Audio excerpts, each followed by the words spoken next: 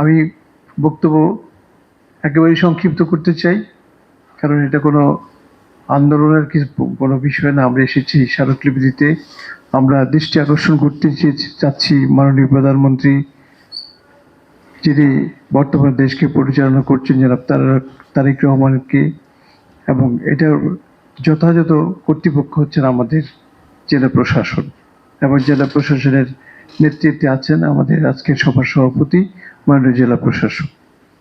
সেই ক্ষেত্রে আমরা যে 5টা দাবি দিয়েছি, এর মধ্যে কিন্তু একটা বিষয় জেলা প্রশাসক মহোদয় আপনার দৃষ্টি আকর্ষণ করে বলতে চাই যে এটা আপনাকে ইন্টারফেয়ার করতেই হবে।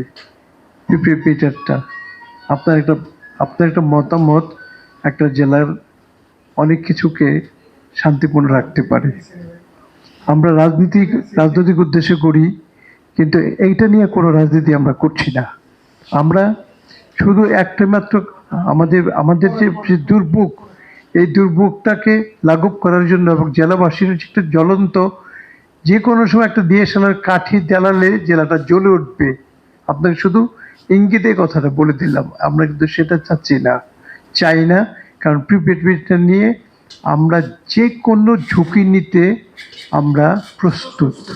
কিন্তু আমরা চাই আপনি যদি দয়া করে বিষয়টা সরকারের উচ্চ পর্যায়ে বিষয়টা একটু দয়া করে যোগাযোগ করে ব্যবস্থা করতে পারতেন, অন্তত মাননীয় প্রধানমন্ত্রী। এবং সবচেয়ে মজার ব্যাপার হচ্ছে যে পিডি সাহেব এসেছিলেন, উনি যে সমস্ত কথা বলছেন, আমার মনে হয় প্রাইমারি স্কুলে একটা বাচ্চা ছিল, এ সমস্ত কথা বলে না।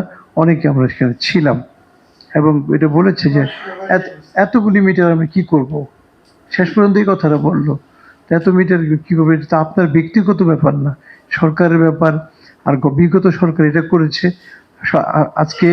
আজকে দেখলাম আমরা যে গ্যাসের যেই প্রিপেড মিটার ছিল সেটা কিন্তু বাতিল হয়ে গেছে। সেটা বাতিল হয়ে গেলে আমাদের এটা বাতিল হবে না কেন? এখানে তো নীলকর সাহেবরা যেভাবে আমাদেরকে নীলকরের প্রলুব্ধ বাধ্য করতো পিঠে পাঠিয়ে ইস্ট ইন্ডিয়া কোম্পানি। এখন তো সেই ইস্ট ইন্ডিয়া কোম্পানির জঘন্য একটা ব্যাপার হচ্ছে। আমরা চাচ্ছি না, আর আমরা অগ্রিম টাকা দেবো কেন? কোন যুক্তিতে অগ্রিম টাকা এই প্রজেক্টে আমরা দেব, এটা তো আমি করতে পারছি না। আর আমাদের শ্রমিকরা যারা বেতন পায়, অনেক গার্মেন্টস আছে নারায়ণগঞ্জে, লক্ষ লক্ষ শ্রমিক কাজ করে, 2 মাস 3 মাস পরে বেতন পায়। তাহলে বেতনটা আসবে কোত্থেকে, টাকাটা আসবে কোত্থেকে? এই প্রিপেড মিটারে অগ্রিম টাকাটা আমরা ভরবো কোত্থেকে? অনেকের ভাবা আছে, এই যে আমরা এই মুহূর্তে কথা বলছি, ঘরে আমাদের ঘরে আমাদের ভাইয়েরা আছে, বোনেরা আছে, স্ত্রীরা আছে, তারা এই প্রিপেড মিটারটাকে চালাতে পারে না। 100 ডিজিট আর 12টা কোড নাম্বার আছে। এই কোড নাম্বারগুলোকে অপারেট করে জানতে হবে কখন কোথায় কি অবস্থা আছে। এই যে বাড়তি দায়িত্ব জনগণের উপরে চাপিয়ে দেওয়া, এটা তো কোনো যুক্তির কথা হলো না। আমি বিশ্বাস করি, আন্তরিকভাবে বিশ্বাস করি, জেলা প্রশাসক মহোদয় আপনি পারবেন। আমাদের এই নারায়ণগঞ্জে এই অশান্তির যে একটা পরিস্থিতির সৃষ্টি হয়েছে, আমাদের মনে যে একটা আমাদের ভিতরে যে একটা উত্তেপ ছিল, আমরা খুব বিক্ষুব্ধ। এই বিক্ষুব্ধতাকে দূর করার জন্য আপনি ব্যবস্থা নিলে অবশ্যই হবে।